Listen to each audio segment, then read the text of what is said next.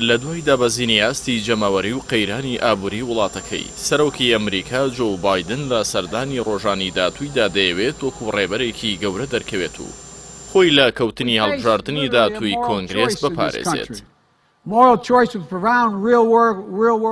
ئاوکات ئامادەکاریەکان بۆ سەردانەکەی بە هاریکاری دەسەڵاتی فەڵەستینی و قەوارەی زایۆنیستی دەست پێ دەکا و بالوتکەی وڵاتانی ناوچەکەش لە سەعودیا کۆتایی پێدێت کە ناوبرا و هیواخوازە بیکاتە دەستکەوت بۆ پشتیوانی لۆبی بەهێزی زایۆنیستی لە ئەمریکا. چەند مانگی ڕابردوو فەڵەستینی داگیرکراو بە شەپۆلێکی خوێناوی زایۆنیستە داگیرکارەکانی کەناری خۆراوەدا تێپەڕی کوشتنی خەڵکی سڤیل و ڕۆژنامەنووسی ئەمریکی بەڕێگەز فەڵەستینی شیرین ئەبوو عاقلە ناڕەزایەتیشی نێودەوڵەتی گەورەی لێکەوتەوە.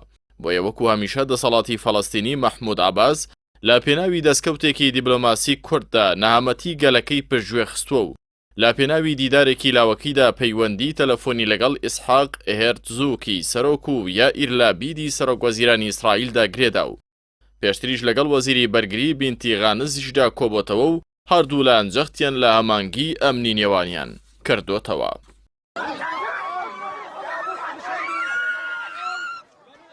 ماوەیەک بوو دەسەڵاتی فەڵەستینی خۆی وەکو وەرگرەوەی خوێنێ شیرین ئەبوو عاقلە نیشان دەدا و جەختی لەوە دەکردەوە کە ئەو گولەیە ڕادەستی ئیسرائیل ناکات کە ناوبراوی کوشتووە.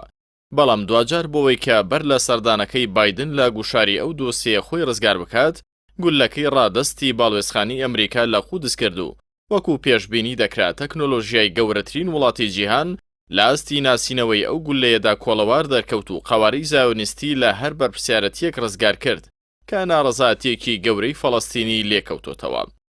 ئەمە یەکەم جار نییە سەرۆکی فەڵەستینی لە پێناوی هەندێ دەستکەوتی مادی و مانەوەی دەسەڵاتەکەیدا سازشکارانە ڕەفتار دەکات لە مامەڵەی لەگەڵ بڕیارەکانی دادگەی نێودەوڵەتی لە هەیلا سەر دیواری ئاپارتاید و پاشەکشەی لە راپۆرتەکەی گۆڵدستۆن لە ئەنجومەنی مافەکانی مرۆڤ لە ژنێف با شێوەیەک ڕەفتاری کرد کە خۆشحاڵی و دەستخۆشی زایۆنیستەکانی لێکەوتەوە. دوای ئەم ئامادەکاریانە بایدن بە ئاسوودەیی سەردانەکەی دەکات. ئافی گۆدرۆ لێبیرمانی وەزیری دارایی ئیسرائیل هیواخواز ئەم سەردانە ڕێخۆشکەر بێت بۆ بازارێکی ئاوبەشی ناوچەیی لە خۆرهەڵاتی ناوەڕاست. مەحموود عەباسیش لە پێناوی سەرابی دامەزراندنی دوو دەوڵات بۆ ماوەیەکی دیکە ڕاستی نەهامەتی گەلەکەی و تووڕەیی لەبیر دەکات.